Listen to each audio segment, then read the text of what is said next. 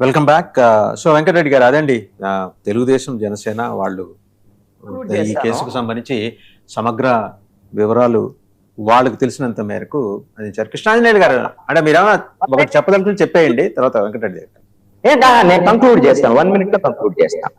ఇప్పుడు Jethwani black mail చేశారు కాబట్టి విద్యాసాగర్ ని, కాబట్టి ఆవిడ పెట్టినటువంటి కేసులన్నీ తప్పు, ఆవిడ పెట్టినటువంటి ఐపీఎస్ మేము చేసిన ఆరోపణలు తప్పు, వైసీపీ ప్రభుత్వం జరిగినటువంటి అక్రమాల మీద తప్పు అనేటువంటి విధంగా వైఎస్ఆర్ కాంగ్రెస్ పార్టీ వాదిస్తుంది. ఇది కరెక్ట్ కాదు. ఎందుకు ఈ మాట చెప్తున్నారంటే, ఆవిడ బ్లాక్ మెయిలర్ అవ్వచ్చు, ఏమైనా అయి ఉండొచ్చు. అయినంత మాత్రాన ఆ విధంగా అక్రమ నిర్బంధం చేసి ఒక మహిళని వేధింపులు గురి చేయటం అనేటువంటి ఆరోపణలు ఇప్పటికి కూడా ఉన్నాయి. వైసీపీ ఏం ఆరోపణ చేయగలరు అని అంటే, ఐపీఎస్ ఆఫీసర్లని ఈ విధంగా పొలిటికల్ మోటివ్ తో వాళ్ళని సస్పెన్షన్ చేసి ఉంచింది. ఇంకా సస్పెన్షన్ ఎత్తివేయాలని అడగొచ్చు, కానీ ఈ కేసు సంబంధించినటువంటి విషయాల్లో జత్వాని తప్పు చేసింది కాబట్టి మేము వాళ్ళ తప్పుని కప్పిపుచ్చుకునేటువంటి అవకాశం లేదు. అందుకనే ఒక ఉదాహరణ చెప్తాను.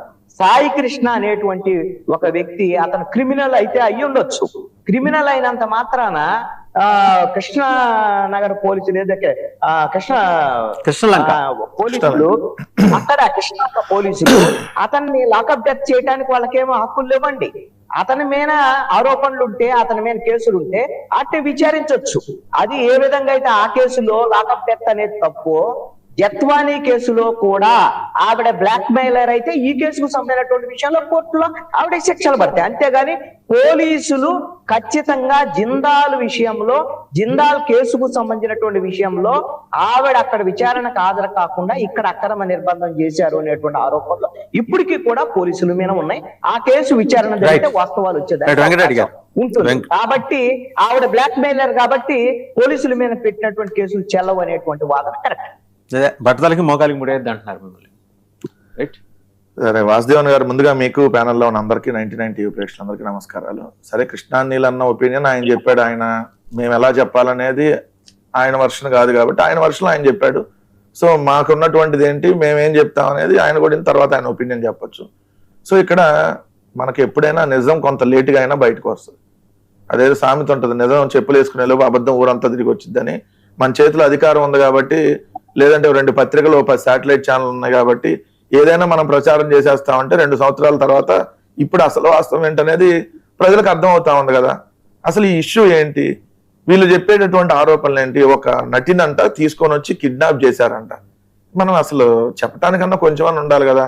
ఆ ఒక నటని మీరే చెబుతున్నారు, బాగా ఫేమస్ అయినటువంటి నటని మీరే చెబుతున్నారు, ముంబైలో బాగా అందరికీ పరిచయం ఉన్నటువంటి నటని మీరే చెప్తున్నారు.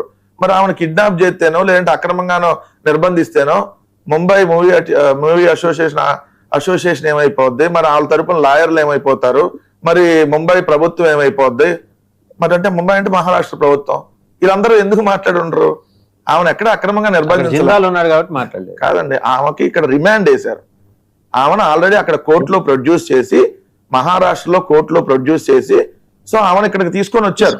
సో ఆమెను అరెస్ట్ అక్కడ చూపించి ఇక్కడ తీసుకొని వచ్చారు. సో ఆమెను అక్రమంగా అరెస్ట్ చేయాల, అక్రమంగా అరెస్ట్ చేసి ఆంధ్రప్రదేశ్ జైల్లో పెట్టేస్తాం, 15 రోజులు లేకపోతే 20 రోజులు పెట్టేస్తాం అంటే అంత అమాయకంగా ఎవరుంటారు? ఆమె సాధారణంగా నిన్న ఏదైనా గుంటూరులో ఓ మహిళను వ్యవస్థరం చేశారు కదా, అట్లా నార్మల్ గృహిణి కాదు కదా. మీరు చెబుతున్నటువంటి చాలా ఫేమస్ మోడల్ హనీ ట్రాప్ నట్టు కదా. మరి అట్లాంటి ఆమెని ట్రాప్ చేసేసి ఇక్కడ తీసుకొని వస్తే అంత అమాయకంగా మహారాష్ట్ర ప్రభుత్వం లేదంటే అక్కడ ఉన్నటువంటి వాళ్ళందరూ ఉండరు కదా. 2 కుటుంబాన్ని మొత్తాన్ని తీసుకొని వచ్చేసి ఇది చేశారని చెప్పి ఒక ప్రచారం చేశారు. ఆమె మీద కేసు నమోదైంది కృష్ణ, ఇప్పుడు ఎన్టీఆర్ జిల్లా ఇబ్రహీంపట్నం పోలీస్ స్టేషన్ లో. ఆ కేసు నిమిత్తం పోలీసులు అక్కడికి వెళ్ళి అక్కడ ఆల్రెడీ ఇన్ఫార్మ్ చేసి ఆమెను ఇక్కడికి తీసుకొని రావడం జరిగింది. సో అక్కడ ఆల్రెడీ అరెస్ట్ చూపించి ఇక్కడ తీసుకొని వచ్చి ఇక్కడ న్యాయస్థానంలో ప్రొడ్యూస్ చేసినాక ఆమెకి 14 రోజులు రిమాండ్ పడింది. 14 రోజులు ఆ కేసుకు సంబంధించి ఆమె ఇక్కడ ఉంది. ఇది ప్రొసీజర్ ప్రకారం జరిగినటువంటి తీరు. ఏంటి ఈ కేసుకు సంబంధించి అంటే ఇందాక అందరూ చెప్పారు. సో వాళ్ళు ఆల్రెడీ ఛార్జ్ షీట్ లో కూడా పూర్తిగా మెన్షన్ చేశారు. ఈమె అంత గొప్ప నటో కూడా ఛార్జ్ షీట్ లో రాశారు. ఎందుకంటే మనం ఎవరెవరిని మనం బాగా బుధాన్ని ఎత్తుకుంటాం అనేది తెలుగుదేశం జనసేనలకు కూడా బాగా తెలుసు కాబట్టి ఈమె హైదరాబాద్ లో 2009లో ఈ కుక్కల విద్యాసాగర్ అనేటటువంటి వ్యక్తికి ఒక ప్రైవేట్ ఫంక్షన్ లో పరిచయం అయింది. పరిచయం అవటం మామూలు పరిచయం వల్ల ఈయన చూడంగానే ఆమె నా ఫోన్ మిస్ అయిందండి, మీరు మిస్డ్ కాల్ ఇవ్వండి, నా ఫోన్ ఎక్కడుందో కనపట్టలేదని దీనంగా అడగగానే పాప ఈయన ఫోను ఆమె నెంబర్ డైల్ చేసి రింగ్ అవ్వగానే ఆ ఫోన్ అక్కడ వెనకాలే ఉంది. అప్పుడు ఏం పేరు నటాషాగా పరిచయం చేసుకుంది. నటాషాగా పరిచయం చేసుకొని నేను ఆర్థిక ఇబ్బందుల్లో ఉన్నా, డాక్టర్ అవ్వాలనుకున్నా, నాకు గుజరాత్ లో ఆల్రెడీ నేను మోడల్ని, నాకు ఈ బ్యూటీ అవార్డు వచ్చింది, అది ఇది అని చెప్పి మాటలు కలిపి నేను డబ్బు కోసం ఏ పనైనా చేస్తానని చెప్పి ఓపెన్ గానే చెప్పడం, వాళ్ళిద్దరి మధ్య బాండింగ్ ఏర్పడి హోటల్కి తీసుకుని వెళ్ళటం, ఇవన్నీ చాలా ప్రైవేట్ కార్యక్రమాలు జరిగినాయి, అసాంఘిక కార్యక్రమాలు అనొచ్చు మనం. వాళ్ళిద్దరి మధ్య అండర్స్టాండింగ్ తోనో జరిగినాయి. తర్వాత ఆమె బెదిరింపులకు పాల్పడింది. మీరు అన్నట్టు ఛార్జ్ షీట్ లో రాశారు, నేను చెప్పట్లే అవన్నీ. 1,32,00,000 దఫాలుగా డిమాండ్ చేసింది. 2009 నుంచి 2024 దాకా ఈ తంతు నడుస్తానే ఉంది. సో ఇప్పుడు చిన్నగా పరిచయం అయింది కాదు, లేదు ఒక రోజు 2 రోజుల్లో ట్రాప్ కాదు ఇది. సో ఈ మీద అంతకుముందు కూడా ఆల్రెడీ సజ్జన్ జిన్నాలను బెదిరించినట్టు దాని మీద ఉన్నాయి కేసులు. అదే విధంగా చూస్తే ఇంకొక అక్కడ ఎవరో టాప్ మోస్ట్ బిజినెస్ మ్యాన్ గా ఉన్నటువంటి ముంబైకి సంబంధించినటువంటి ఒక బిజినెస్ మ్యాన్ కి సంబంధించినటువంటి దాంట్లో వాళ్ళ మీద ఉంది. సో వాళ్ళు కూడా అంతకుముందు కేసులు పెట్టున్నారు. సో ఇలా రకరకాలుగా ఈ మీద అనేక హనీ ట్రాప్ కేసులు దేశంలో ఉన్నాయి. అలాంటి ఓ మహిళని మనం తీసుకొని వచ్చి వివిఐపి లాంఛనాలతో ప్రభుత్వం స్పెషల్ ఫ్లైట్ ఏర్పాటు చేసి Mumbai to Gannavaram special flight ఆమెకి, అక్కడి నుంచి నోవాటెల్లో స్పెషల్ రూమ్స్, మళ్ళీ ప్రభుత్వ ఎస్కార్ట్.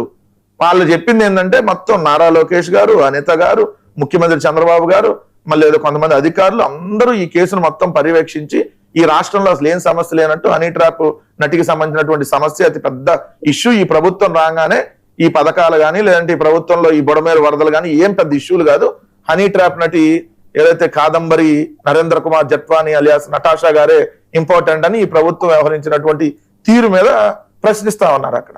మరి మీకు ఈ సమస్య నిజంగా సార్ ప్రభుత్వ ఎస్కార్ట్ పెట్టారు ఆమెకి, ప్రభుత్వ ఎస్కార్ట్ పెట్టి ఇంకొకటి నేను చూశాను ఆ రోజుల్లో అన్ని టీవీ డిబేట్ లో, ప్రభుత్వం ఫైనాన్షియల్ సపోర్ట్ కూడా ఆమెకు చేస్తుందని చెప్పి ఏదైతే తెలుగుదేశం మీడియా ఛానల్లో చెప్పారు. రైట్, మీరు అన్నది ఒప్పుకుంటా. మరి పాపం ఆవిడ లాస్ట్ ఇయర్ వచ్చి 7 నెలల నుంచి నా కేసులో అతిగతి లేదు, నన్ను పట్టించుకోండి మరి ఎందుకు వచ్చింది? మీరు చెప్పిన నిజమైతే ఆవిడ అలా అనకూడదు కదా. మరి ఫైనాన్షియల్ సపోర్ట్ అనుకున్నంత ఇవ్వలేదేమో, ఏం ఎక్స్పెక్ట్ చేసినంత ఇవ్వలేదేమో. ఏమైనా ఇక్కడ తీసుకొని వచ్చారు కదా బయట చూసారు సార్, ఏమైనా ఇక్కడ తీసుకొని వచ్చారు కదా, తీసుకొని వచ్చినాక మీరు మళ్ళీ ఇక్కడికి రండి, ఈ కేసులో మేము మీకు ఫేవర్ గా చేస్తాము. సో ఇక్కడ జగన్మోహన్ రెడ్డి గారిని, సజ్జన్ జిందాల్ని, లేదంటే సజ్జల రామకృష్ణారెడ్డి గారిని, మాకు కరకరాని కొయ్యగా తయారైనటువంటి అంతమంది పిఎస్ఆర్ ఆంజనేయులు గారిని, ఇలా ప్రభుత్వంలో ఉన్న కొంతమంది అధికారులందరినీ మనం టార్గెట్ చేయాలి, సో మీకు ఎంత ఇస్తామని ఒప్పందం కుదుర్చుకొని తీసుకొని వచ్చారేమో, అనుకున్నంత ప్రోగ్రెస్ రాలేదేమో. సో ఇప్పుడు దాని తర్వాత మళ్ళీ ఇప్పుడు సజ్జన్ జిందాల్ గారు ఇక్కడ ఉన్న పెట్టుబడి పెట్టేటటువంటి ముందు మరి ఏం జరిగిందో, ఇప్పుడు సడన్ గా ఈ ఛార్జ్ షీట్ ఇప్పుడు ఎందుకు వేశారో, ఇవన్నీ అనేక అనుమానాలు ఉన్నాయి కాబట్టి బయటకు వస్తాయి ఒక్కొక్కటి. నేను అనేది ఏంది, మన ప్రయారిటీ, ప్రభుత్వం ప్రయారిటీ ఏంటంటే ఈ రాష్ట్రంలో ఉన్న మచ్చుమరిలో, నంద్యాల జిల్లా మచ్చుమరిలో ఈ 5వ తరగతి చదువుతున్న బాలిక అత్యాచారం చేసి హత్య చేయబడితే ఇప్పుడు వరకు శవం దొరకలా. మనకు నో ప్రయారిటీ. మన ప్రయారిటీ ఏంటి? కాదంబరి జత్వాని ప్రయారిటీ మనకి. పక్క రాష్ట్రంలో హనీ ట్రాప్ నటి. ఇప్పటికీ తునిలో మిస్ అయిన చిన్నారి ఆచూకీ తెలియదు, మనకు అది ప్రయారిటీ లేదు. ఇప్పటికీ లాకప్ డెత్లకు సంబంధించిన అంశాల మీద మనకు ప్రయారిటీ లేదు. మన ప్రయారిటీ ఏంటంటే పక్క రాష్ట్రాల్లో హనీ ట్రాప్ నటిని తీసుకొని వచ్చి ఇక్కడ మనం ప్రభుత్వంలో ఉన్న ఐఏఎస్ఎల్ని, ఐపీఎస్ఎల్ని, లేదంటే అధికారులు అందరినీ టార్గెట్ చేయాలి. అసలు ఎంత దారుణం అంటే సార్, పిఎస్ఆర్ ఆంజనేయులు గారిని అసలు నోటీస్ ఇవ్వాలి. ఆయనకి ముందు డైరెక్ట్ సస్పెండ్ చేశారు, అది అయిపోయింది. సస్పెన్షన్ వేరే విధంగా. ఈ కేసుకు సంబంధించి ముందు నోటీస్ ఇవ్వాలి కదా, నోటీస్ ఇవ్వాల, విచారం చేయాల. ఆయన మొబైల్ ఫోన్లు అన్ని ఆన్లోనే ఉన్నాయి, నేను అందుబాటులోనే ఉన్నా, మీరు ఎప్పుడు వచ్చినా అని చెప్పి ఆయనే ఇన్ఫార్మ్ చేస్తా ఉన్నాడు. అయినా డైరెక్ట్ గా ఆయన ఇంటికి వెళ్ళిపోయి ఎవరు వెళ్ళారు? కోయ ప్రవీణ్ ఆధ్వర్యంలో వెళ్ళారు టీము. కోయ ప్రవీణ్ ఎక్కడ? ఈ కేసుకు కోయ ప్రవీణ్కి ఏం సంబంధం? పిఎస్ఆర్ ఎవరినైనా పంపించండి, ఇట్లా పంపిస్తాం కదా సార్. గవర్నమెంట్ సార్ ఆయన రాయలసీమ దానికి సంబంధించి వెళ్ళటానికి ఉండదు. ఇక్కడ సిఐడికి ఒక టీం ఉంటది, ఆ సిఐడి ఆఫీసర్లు ఎవరో వాళ్ళే ఉంటారు. కోయ ప్రవీణ్ కి సంబంధం లేకుండా కోయ ప్రవీణ్ అక్కడికి పంపించి మొత్తం ఈ ల్యాప్టాప్లు ఎక్కడ ఉన్నాయి, వాళ్ళ ఇంటి మొత్తం దౌర్జన్యంగా చేయటం, తర్వాత విశాలగున్ని గారిని, కాంతిలాల్ టానా గారిని, మరి వీళ్ళందరినీ ఇప్పుడు మీరు అక్రమంగా చేసినట్టే కదా. ఇప్పుడు ఈ కేసుకు లింకే మీరు ఆ కేసు పెట్టింది. ఇందా కృష్ణానీల్ గారు ఈ కేసు వేరు, ఆ కేసు వేరు అంటున్నారు. ఈ కేసు వేరు, ఆ కేసు వేరు అయినా ఈ కేసు ఎప్పుడు పెట్టారు? ఫిబ్రవరిలో ఈ కేసు నమోదైన దాన్ని బట్టి తర్వాత వీళ్ళ ప్రభుత్వం వచ్చినాక ఏమి ఇదిగోండి నన్ను అక్రమంగా అరెస్ట్ చేశారని చెప్పినట్టుగా ఆమె చేత పెట్టించారు. అంటే దీనికి లింక్ ఎక్కడ ఉంది? ప్రధాన కేసు ఇదే. ఫస్ట్ కేసు ఫిబ్రవరిలో ఏదైతే ఇబ్రహీం పట్ల నమోదైన కేసే, దాని లింకే సెకండ్ కేసు ఈ ప్రభుత్వం వచ్చి రాబెట్టిన కేసు. సో ఆ కేసులో క్లియర్ గా హనీ ట్రాప్ కి చేసింది, డబ్బులు వసూలు చేసింది. జగ్గయ్యపేటలో 2024 జనవరి 29న ఒక ల్యాండ్ కి సంబంధించిన 5 ఎకరాల ల్యాండ్ కి సంబంధించి ఏదైతే విద్యాసాగర్ రావు గారికి సంబంధించినటువంటి ల్యాండ్ కి సంబంధించిన దాంట్లో ఏమే ఫోర్జరీ డాక్యుమెంట్లు చేసి వాళ్ళ దగ్గర ఆల్రెడీ 5 లక్షల అడ్వాన్స్ కూడా గుంజేసింది అనేది దానికి సంబంధించి. అందుకని ఆయన ఇమీడియట్ గా 2-3 రోజుల తర్వాత ఫిబ్రవరి 2వ తారీఖు కేసు నమోదైంది 2024. సో ఈ నమోదైన కేసుకు లింకే నెక్స్ట్ ఈ జత్వాని పెట్టినటువంటి కేసుకు సంబంధించి నేను అడిగేది క్లియర్ గా ఇప్పుడు 2 సంవత్సరాల్లో ఇప్పుడు మీరు 5 అధికారంలోకి వచ్చి కేసులు పెట్టి 2 సంవత్సరాలు ఇప్పటి వరకు ఏం తేల్లా, మరి వాళ్ళని అక్రమంగా సస్పెన్షన్ చేశారు. మరి ఇది ఏ విధంగా న్యాయమో అని అడుగుతా ఉన్నాయి ప్రభుత్వాన్ని. సస్పెండ్ చేశారు, అక్రమం అనేది కోర్టు చెప్తుందండి సార్. ఇప్పుడు ఆ కేసునే విచారణ ముందుకు వెళ్తున్నప్పుడు ఇంకా దాంట్లో ఏం ఫర్దర్ లేదనే కదా డెవలప్మెంట్. ఫర్దర్ డెవలప్మెంట్ వీళ్ళకు ప్రొడ్యూస్ చేసి ఫర్దర్ డెవలప్మెంట్ వీళ్ళు ప్రొడ్యూస్ చేస్తుంటే ఈ కేసు వీళ్ళు పైకి కూడా వెళ్ళొచ్చు. ఇక్కడ కంటెస్ట్ చేయొచ్చు కదా. ఇప్పుడు కేసు విచారణ జరగట్లేదు కాబట్టి వీళ్ళ కృష్ణ మన సీతారామాంజనేయులు గారు, విశాల్ గున్ని, కాంతిలాల్ రాణా దాన్ని కంటెస్ట్ చేసి మీరు అన్న దాంట్లో ఇప్పుడు ప్రభుత్వం నిజంగా చిత్తశుద్ధి ఉండి నిజంగా ఇదేదో నిజంగా జరిగింది అని అంటే ఇక్కడ ఈ కోర్టులో ఈ ఫర్దర్ ప్రొసీడింగ్ ఆపేయమన్నప్పుడు ప్రభుత్వం పై కోర్టుకి వెళ్తుందిగా. కామన్గా ఇప్పుడు అన్ని కేసులు వెళ్తుంది కదా, మరి ఎందుకు ఇప్పుడు వరకు వెళ్ళి దీని మీద చేయలేదు అంటే ఇది క్లియర్ గా జగన్మోహన్ రెడ్డి గారి ప్రభుత్వం మీద కక్ష సాధింపులో భాగంగా కొంతమంది అధికారుల్ని టార్గెట్ చేసి వెళ్ళినటువంటిది అనేది క్లియర్ గా ఇక్కడ అర్థమవుతుంది. ఇప్పటికైనా మరి మీరు ఏం చెప్పింది ప్రభుత్వం చెప్పడం వయసు మాకు జత్వానీ ఇంపార్టెంట్, జత్వానీ తరపున మేము ఎంత దూరం అని వెళ్ళదలుచుకున్నాం, సో సిఐడిఏ లో మళ్ళీ ప్రలోభ పెట్టి ఇంకో ఛార్జ్ షీట్ అయిపోతాం లేకపోతే అని ఏమైనా చెప్పదలుచుకున్నారో చెప్పాలి. ఇందాక టీడీపీ అనో వీళ్ళంటారు మేము అధికారంలో ఉన్నా కూడా ఇంత నిష్పక్షపాతంగా ఈ కేసును మేము విచారణ చేస్తున్నాం. ఏంది మీరు చేసిన నిష్పక్షపాత విచారణ? మీ నిష్పక్షపాత విచారణ సాయికృష్ణ విచారణ రోజు చూస్తానే ఉన్నాం. బూడిది కూడా దొరకట్లేదని డిసైడ్ అయిపోయింది వాళ్ళ తల్లి. ఇక రాదు ఈ ప్రభుత్వంలో బూడిది కూడా అని ఆల్రెడీ నిన్న కర్మ కూడా చేశారు. భలే నిష్పక్షపాతంగా జరుగుతుంది. మన కేసుల గురించి మనం చెబితే ఎట్టానే ఉంటాయి ఈ కేసులు సామంతే. సో మీరు కక్షపూరితంగా వెళ్ళారనేది క్లియర్, ఇక్కడ క్లియర్ గా అర్థమవుతుంది. 2 ఇప్పుడు ఏదైతే ఈ రోజు ఎందుకు ఈ ఛార్జ్ షీట్ వచ్చింది, ఈ రోజు జత్వాని మీద ఎందుకు వేశారు, ఏంటి దీనికి ఉన్నటువంటి లింక్? మొన్న సజ్జన్ జిందాల్ వచ్చి వెళ్ళిన తర్వాత జరిగినటువంటి పరిణామాలా, లేదంటే ముందే సజ్జన్ జిందాల్ లేదంటే ఈ విధంగా చెప్పారా? మరి ఏంటి మీరు చెప్పాలి కదా. మాకు సజ్జన్ జిందాల్కి లింక్ పెట్టి సజ్జన్ జిందాల్ చెప్పాడు కాబట్టి జగన్మోహన్ రెడ్డి గారు సజ్జల గారికి చెప్పారని, సజ్జల గారు కింద అధికారులకు చెప్పాడని వార్తలు రాసి రోజు మనం టీవీలో మాట్లాడి మరి ఇప్పుడు సజ్జన్ జిందాలే చెప్పాడని మళ్ళీ ఉల్టా జత్వాని మీదకి వెళ్ళారా ఏందనేది మళ్ళీ సమాధానం చెప్పాలి. ఎందుకంటే మా మీద ఆరోపించాలంటే మేము కూడా వాళ్ళ మీద ఆరోపిస్తాం కదా. జగన్ గారు జత్వాని కేసులో జిందాల్ ఒత్తిడి చేశాడు ఈ ప్రభుత్వాన్ని అంటారా మీరు? మరి మేము ఒత్తిడి చేసాం. జగన్మోహన్ జగన్మోహన్ రెడ్డి గారు ఏదో ఒత్తిడి చేస్తే సజ్జన్ జిందాల్ గారు జగన్మోహన్ రెడ్డి గారు కాదు సార్ అట్టన్నప్పుడు మరి ఇప్పుడు ఎందుకని చెప్పాలి? చేయగలేని తప్పు వాళ్ళు చేస్తే ఎలా వచ్చింది అది చెప్పండి. మీరు చేశారు అందుకని మేము కూడా ఉల్టా చేసామని చెప్పదలుచుకున్నారా? నేను అంటున్నా మేమేం చేయలేదు దానికి సంబంధించి. మాకు సజ్జన్ జిందాల్ చెప్పారో ఇంకోటి చెప్పారో దానికి దీనికి సంబంధం లేదు. ఎందుకు సంబంధం లేదు అంటున్నాను, ఈ కేసుకు సంబంధించిన ఇష్యూ జగ్గయ్యపేటలో వచ్చింది 29 జనవరి 2024. ఈ మీద నమోదైంది చెమ్మంటే 3 రోజుల తర్వాత ఫిబ్రవరిలో. సో దీనికి ముంబైకి లింకే ఉంటది.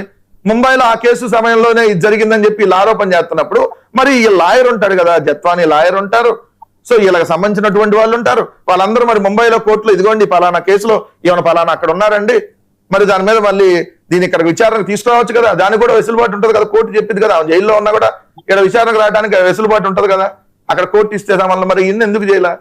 సో ఇవన్నీ క్లియర్ గా ఈ ప్రభుత్వం ఏదైతే కావాలని కక్షపూరితంగా వెళ్ళింది అనేది క్లియర్, మా ప్రభుత్వాన్ని టార్గెట్ చేసింది అనేది క్లియర్ గా అక్కడ కనపడతా ఉంది. సో దాన్ని వీళ్ళు ఎంత మసిపూసి మారేడుకాయ చేసిన వాళ్ళ కాదు రేపు తెలియదా? వీళ్ళు మా మీద చేసిన అన్న ఆరోపణలన్నీ ఒక్కొక్కటి ఈ రోజు పటాపంచలు అయిపోవట్లేదు. బుడమేరకు వరదొత్తి ఏం చెప్పారండి, మీరు కూడా డిబేట్ పెట్టారుగా, బోటు కూల్ చేసి వీళ్ళు ఎప్పుడు ఆరోపణలే కదా, బోటు అడ్డం పెట్టి దానికి బులుగు రంగు ఉంది వైసీపీ రంగు, సో బోటు నాడు అడ్డం పెట్టి ప్రకాశం మీద కూల్ చేస్తున్నా అన్నారు. వరద పోయి కూడా 2 ఏళ్ళు అయింది, ఆల్మోస్ట్ 2 ఏళ్ళు సంవత్సరం అయినట్టుంది. మరి ఇప్పుడు బోటు పోయింది, వరద పోయింది, మీ ఆరోపణ పోయింది. ఇట్లాంటివన్నీ మదనపల్లి ఫైల్స్ తగలబెట్టారన్నారు. సో ఈ రాష్ట్రంలో 1-2 ఆరోపణలు ఆడాడో బాన్సంచే తారైతే అక్కడ ఏదో వైసీపీది పోస్టర్ కనపడింది, లేదంటే ఆ పాంప్లెట్ ఉంది, సో దాని వెనకాల కుట్రన్నారు. ఇటు 1-2 మీ ప్రభుత్వం ఊరక గుడ్డగాల్చి మొహానేయాలి వైఎస్ఆర్ కాంగ్రెస్ పార్టీని, అసలు అంశాలన్నింటినీ డైవర్ట్ చేయాలి. ఈ రాష్ట్రంలో ఎన్ని సమస్యలు ఉన్నాయి, ఈ సమస్యలన్నీ వదిలేసి 6 నెలలు నడిపారండి జత్వాని స్టోరీ. ఈ ప్రభుత్వం వచ్చి 2 ఏళ్ళు అయితే 6 నెలలు జత్వాని లాంటి ఒక చాలా గొప్ప మహిళ మీద డిబేట్లు పెట్టారు. మనం పెట్టి అసలు ఆమెకు అన్యాయం జరిగిపోయింది, ఆమె తరపున మనం పోరాడతామని ఒక 3-4 యాంకర్లు అయితే అసలు పొద్దున మధ్యాహ్నం సాయంత్రం రాత్రి తెల్లారులు డిబేట్లు కుదరవు కాబట్టి తెల్లారులు పెట్టలా, లేదంటే మధ్యరాత్రి 2-3 కూడా మిడ్ నైట్ మసాలా లాగా డిబేట్లు పెట్టి పిలిచేవాళ్ళు. ప్యానల్లో అందరిని పిలిచి ఏంది అసలు ఈ వ్యవహారం ఏంటి, జత్వానికి మన అందరం పోరాడదామా లేదా, జత్వాని కోసం ఆమరణ నిరాహార దీక్ష చేద్దామా లేదా, ఇవి కూడా పెట్టేవాళ్ళు. మరి ఇప్పుడు ఏం సమాధానం చెప్తే చెప్పని అడుగుతా ఉన్నా. సరే మన తెలుగుదేశం నాయకులు సార్ మొహసిన్ అహ్మద్ గారు ఇప్పుడు వీళ్ళు అనేది ఏంటంటే ఆ కేసు వ్యవహారంలో మీరు ముందుకు పోమాకండి, మేము చెప్పేదాకా అని కోర్టు చెప్పింది కదా, అలాంటప్పుడు ఆ సస్పెన్షన్లు ఎందుకు ఎత్తేయాలి కదా అంటున్నారు. జనరల్గా ఇలాంటి సందర్భాల్లో ప్రభుత్వం కంటెస్ట్ చేస్తుంది దాన్ని. హైకోర్టులో ఒకవేళ లోవర్ కోర్టు ఇచ్చింది అనుకోండి, హైకోర్టుకి వెళ్తారు, హైకోర్టు ఇస్తే ఎపెక్స్ కోర్టుకి వెళ్తారు, సుప్రీంకోర్టుకి వెళ్తారు. ఎందుకు వెళ్ళలేదు ఒకటి వీళ్ళ ప్రశ్న. ఆ నిజమే కదా, దర్యాప్తు జరిగినప్పుడు ఆ సస్పెన్షన్ మేము తాత్కాలికంగా ఎత్తివేస్తున్నాం అలాంటి, అంటే ఆ ప్రోటోకాల్స్ ప్రావిజన్స్ ఏంటో నాకు నాలెడ్జ్ లేదు, మీకు ఎక్కువ మీకు అవగాహన ఉంటుంది, మీరు ప్రభుత్వంలో ఉన్నారు కాబట్టి. ఏమంటారు ఇది? ముందు నేను చెప్పాల్సింది ఏంటంటే, ఆల్రెడీ కోర్టు దీంట్లో ముందుకెళ్ళొద్దు అంటే అన్ని విషయాల్లో ముందుకెళ్ళొద్దు అని దీని గురించి ఏ యాక్షన్ తీసుకోలేదు, పైకి వెళ్ళలేదు. వాళ్ళు ఎవరైతే ఆ ముగ్గురు ఉన్నారో ఆఫీసర్స్, వాళ్ళు పై కోర్టుకి వెళ్ళి లేకపోతే అదే కోర్టుకి వెళ్ళి సస్పెన్షన్ గురించి మాట్లాడాలి కదా. వాళ్ళు అక్రమాలు చేయకుండా, ఆ రోజు అధికార దుర్వినియోగం చేయకుండా, లేకపోతే ఉన్న ప్రభుత్వం నుంచి వాళ్ళు ఇన్ఫ్లుయెన్స్ అయ్యి ఇది కనుక చేయకుండా ఉండుంటే వాళ్ళు కూడా వెళ్ళొచ్చు కదా అని చెప్తా ఉన్నాం. ఒకటి. రెండు, ఇందాక మాట్లాడతా అంటే చాలా చెప్పారు, ఛార్జ్ షీట్ లో ఫోన్ పోయింది అవన్నీ రాసినాయి. ఎందుకంటే ఛార్జ్ షీట్ రాసినప్పుడు ఎవరైతే కంప్లైంట్ ఉంటారో ఆయన చెప్పిన వర్షన్ కూడా రాస్తారు దాంట్లో. ఓకే. ఒకటి. రెండు, నేను చెప్పేది ఏంటంటే మనం దాన్ని బేస్ చేసుకునే కదా అదే ఇప్పుడు హైకోర్టు ఇచ్చింది. అదే third additional chief judicial magistrate Vijayawada ఇచ్చిన ఫస్ట్ సెంటెన్స్, మీ సౌకర్యం కోసం, మీ వెసులుబాటు కోసం మరొకసారి చదువుతా. This is a case of extortion wherein the accused is alleged to have taken undue advantage of a consensual intimate relationship with the de facto complainant అని స్పష్టంగా రాశారు కదండి, నేను చెప్పలా, దాంట్లో ఉంది. నేనే అదే చెప్తున్నాను సార్. నేను అనేది ఏంటంటే, ఎవరైనా ఏ వ్యక్తికైనా చివరి వరకు న్యాయం జరిగేంత వరకు పనిచేయడమే ప్రభుత్వం పని. మన దగ్గరికి ఒక కేసు వచ్చినప్పుడు, ఒక వ్యక్తి వచ్చి మనకు కంప్లైంట్ ఇచ్చినప్పుడు దాని మీద ప్రభుత్వ పరంగా మనం ఎంత జెన్యూన్ గా ఉండి ఎంత న్యాయం చేయగలుగుతాం అన్నది ఈ కాదంబరి జట్వానీ కేసులో ప్రభుత్వం గాని, పోలీస్ ఆఫీసర్స్ గాని, సిఐడి గాని పనిచేయడం జరిగింది. ఇప్పుడు దీన్ని రాజకీయం చేస్తూ వేరే వేరే కేసుల్లో లింక్ చేస్తూ అదేం జరిగింది, ఇదే ప్రతి కేసు రాజకీయం చేసింది ఎవరన్నా అన్నా? అహ్మద్ అన్న, రాజకీయం చేసింది ఎవరు? జత్వానికి మీకు ఏం సంబంధం? జత్వాని వచ్చి మీ ప్రభుత్వం దగ్గర కంప్లైంట్ ఇస్తే మీరు సామాన్య మానవులకు ఏ విధంగా కేసు తీసుకుంటున్నారో అదే విధంగా జత్వానికి తీసుకొని మీరు చేస్తే దాన్ని ఎవరు కాదనరు. కానీ మీరు ఇచ్చిన ప్రయారిటీ ఏంటి? నోవాటెల్లో ప్రత్యేక రూములు. వినండి అన్న, నోవాటెల్ నేను హోటల్ పేరు చెప్తాను, రూమ్ నెంబర్ చెప్తాను. నా సంస్కారం కాదు కాబట్టి చెప్పట్లా. ఒక్క నిమిషం అన్న, రూమ్ నెంబర్లు కూడా చెప్పొచ్చు, సంస్కారం కాదు కాబట్టి నేను చెప్పట్లా. మనం నోవాటెల్లో ప్రత్యేక రూమ్ ప్రభుత్వం పెట్టాల్సిన అవసరం ఏంది? బాధితులందరికీ నిజంగా బాధితురాలైతే అందరికీ ప్రభుత్వ రూములు పెట్టి, ప్రభుత్వం ఎస్కాట్ ఇచ్చి, ప్రభుత్వం ఫ్లైట్లు పెట్టి, ప్రభుత్వ లాయర్లు పెట్టి ఇవన్నీ చేసిద్దాన్న? ఇది రాజకీయ కోణం కాక ఇంకోటి ఏంటి? చూపించన్నా, ఏముందన్నా దీంట్లో? ప్రూఫ్లు చూపించేదన్నా, ఇవన్నీ కనపడుతున్న ప్రూఫ్లే కదా. ఇప్పుడు అవన్నీ కనపడుతున్న ప్రూఫ్లు అక్కడ వచ్చిన. ఇప్పుడు గుంటూరు ఉమెన్ కేసులో అండి, ఆ కంప్లైంట్ తీసుకోవడానికి కూడా ఇబ్బంది పడిన సందర్భం. ఎందుకంటే ప్రయారిటీస్ మారుతాయండి, మహిళలను బట్టి మారుతా ఉంటాయి, అంటే కేటగిరీలను బట్టి మారుతా ఉంటాయి. ఇప్పుడు గుంటూరు ఉమెన్ కేసు మీరు చూశారు, కంప్లైంట్ జరిగింది, వాళ్ళు ఎవరైతే ఉన్నారో వాళ్ళందరూ అరెస్ట్ అవడం జరిగింది. ఏ పార్టీ వాళ్ళైనా మేము నిష్పక్షపాతంగా మా వాళ్ళు ఉన్నా సరే మేము వాళ్ళకి శిక్ష పడేలా చూస్తామని చెప్పడం జరిగింది. అలాగే చంద్రబాబు నాయుడు గారు కూడా చెప్పడం జరిగింది. ఇంకో విషయం తెలుసా, వీడియో ఎవరు తీసారో తీసిన వాళ్ళ మీద కూడా కేసు పెట్టారంట. ఆ వీడియో బయటకు ఎలా వచ్చిందని దానిలో కేసులు నమోదు చేశారు. అదే ఇప్పుడు ఆ సీసీ ఫుటేజ్ రాకపోతే ఈ కేసు కూడా సాయికృష్ణ లాగా అంతే, ఏముండదు ఇంకా. అన్నా అట్లా కాదు, అంటే నాకు ఆ వీడియో అన్న నేను డేట్లు టైం తో సహా చెప్తా, ఇది మీకు భావ్యం కాదు, మీరే చెప్పండి. నేను అడుగుతా, ఎందుకంటే ఆయన న్యూట్రల్ గా మాట్లాడాలని భావిస్తున్నాను. చాలా సెన్సిటివ్ ఇన్ఫర్మేషన్ ఉంది సార్. ఒక్క నిమిషం వాసుదేవన్ గారు, ఎంత దారుణం అంటే ఇది రెండోసారి సార్. వాళ్ళు ఒకసారి కాదు, 15వ తారీఖు మధ్యాహ్నం 2:30 నుంచి 3:30 సమయంలో వీళ్ళని కొట్టారు. మొగుడు పెళ్ళాము వాళ్ళ పిల్లాడిని ముగ్గురిని కొడితే వాళ్ళ ముగ్గురు పోలీస్ స్టేషన్కి వెళ్తే, పోలీస్ స్టేషన్ లో సాయంత్రం దాకా కేసు తీసుకోపోతే భర్త అక్కడే ఉండి భార్యని పిల్లాడిని ఇంటికి పంపించిన తర్వాత మీరు పోలీస్ స్టేషన్కి వెళ్ళి ఎట్ట కంప్లైంట్ ఇస్తారని చెప్పి అప్పుడు వచ్చి ఆమెని రోడ్డు మీద ఏదైతే మహిళలను వ్యవస్థను చేసినటువంటిది. అయితే ఈ అయిపోగానే మళ్ళీ పోలీస్ స్టేషన్కి వెళ్ళారు వాళ్ళు. మళ్ళీ పోలీస్ స్టేషన్కి వెళ్ళి మధ్యరాత్రి 1 గంట దాకా పోలీస్ స్టేషన్ లో ఉన్న కేసు తీసుకోవాలా. ఇది 15వ తారీఖు స్టోరీ. 16వ తారీఖు ఉదయం ఏదైతే ఎమ్మెల్యే దగ్గరకు పిలిపించారు ఇద్దరిని, అవతల తెలుగుదేశం పార్టీ వాళ్ళని పిలిపించిన తర్వాత ఒక మహిళను వ్యవస్థను చేస్తే తెలుగుదేశం మహిళ ఎమ్మెల్యే సెటిల్మెంట్ కి ప్రయత్నించింది. అప్పుడు వీళ్ళు ఒప్పుకోకపోతే అప్పుడు నార్మల్ తూతు మంత్రంగా కేసు నమోదు చేశారు. 16వ తారీఖు అరెస్ట్ చేయాల. 17 సాయంత్రం 7:30 సమయంలో ఈ సీసీ ఫుటేజ్ బయటకు వచ్చి సాక్షి టీవీ మరికొన్న దగ్గర అన్ని యూట్యూబ్ లో అన్ని వచ్చిన తర్వాత అప్పటికప్పుడు రాత్రి అరెస్ట్ చేశారు. మరి ఇది ఎక్కడన్నా మీరు నిష్పక్షపాతంగా చేసింది ఎక్కడిది? 15 జరిగితే 15 ఎందుకు కేసు తీసుకోవాలా? 15 మధ్యాహ్నమే మీరు కేసు తీసుకుంటే ఆ సాయంత్రం పూట ఆ వ్యవస్థ అయ్యేది కాదు. అప్పుడే వీళ్ళని తీసుకెళ్లి అరెస్ట్ చేసేవాళ్ళు. సో మీరు 15 మధ్యాహ్నం తీసుకోబోబట్టి 15 సాయంత్రం ఇది జరిగింది. 16 ఎందుకు అరెస్ట్ చేయలేదు? 17 ఉదయం ఎందుకు అరెస్ట్ చేయలేదు? 17 రాత్రి వెంకటరెడ్డి గారు టైం కూడా అయిపోతుంది సార్. మొయిసిన్ అహ్మద్ నేను ఒకటే చెప్తా ఉన్నాను సార్, మేము ఇవాళకి కూడా క్లీన్ గా నీట్ గానే ఉన్నాం. ఎవరి మీద ఇటువంటి కేసులు పెట్టాలని కానీ లేకపోతే రాజకీయ కక్షలు చేయాలని లేదు. మీరు గతం వైఎస్ఆర్సీపీ ప్రభుత్వంలో చూసుకుంటే 2 ప్రశ్నలు అడుగుతా. గతంలో నంద్యాలలో అబ్దుల్ సలాం అనే వ్యక్తి వైఎస్ఆర్సీపీ నాయకులు వారిని వేధించిన విధానాన్ని బట్టి కుటుంబంతో సహా ఆత్మహత్య చేసుకున్నారు. 2 ఏళ్ళు అయింది కదా మీరు అధికారంలోకి వచ్చి. ఎవరిని అరెస్ట్ చేశారు? ఆ ఎఫ్ఐఆర్ ఏందన్నా 2 ఏళ్ళు అయిందన్న మీరు అధికారంలోకి వచ్చి. చాల్సండి. సరే మొయిసిన్ అహ్మద్ గారు అంశాలన్నీ 2 ఏళ్ళు దాటిపోయింది మీరు అధికారంలోకి వచ్చి. చాల్సండి. వెంకటరెడ్డి గారు ఆ అంశాలన్నీ తప్పనిసరిగా మారదు. ఎందుకంటే ఇప్పుడు మీరేమైనా ఒకటి లేవనెత్తే వాళ్ళు ఇంకోటి లేవనెత్తారు. మీ పాతవన్నీ తవ్వుతారు. చంపేసి సవాల్ని కొరియర్ చేయడం, పార్సల్ చేయడం ఇవన్నీ తవ్వుతారు. మొయిసిన్ అహ్మద్ గారు అవన్నీ మళ్ళీ మారదు. థ్యాంక్ యూ మొయిసిన్ అహ్మద్ గారు, శివపార్వతి గారు, కృష్ణాంజనేయులు గారు అండ్ వెంకటరెడ్డి గారు. Thank you very much. So ఈ కాదంబరి జత్వాని కేసులో ట్విస్ట్ ఇది. ఎందుకంటే ఛార్జ్ షీట్ రిటర్న్ చేసింది సిఐడి సబ్మిట్ చేసిన ఛార్జ్ షీట్ లో రిటర్న్ చేస్తూ కోర్టు చేసిన అబ్జర్వేషన్ ఏంటంటే చాలా సేలియంట్ అబ్జర్వేషన్. డిఫాక్టో కంప్లైంట్ ఏం చేసింది, కన్సెన్సువల్ ఇంటిమేట్ రిలేషన్షిప్ అనే మాట కూడా ప్రస్తావన చేసింది. అంత మాత్రాన అక్కడ పోలీస్ ఆఫీసర్స్ చేసింది కరెక్ట్ అనేది కాదు. 2 వేర్వేరు విభిన్నమైన అంశాలు. పర్టికులర్ ఛార్జ్ షీట్, ఈ ఛార్జ్ షీట్ సంబంధించి కోర్టు అబ్జర్వేషన్ ఇది.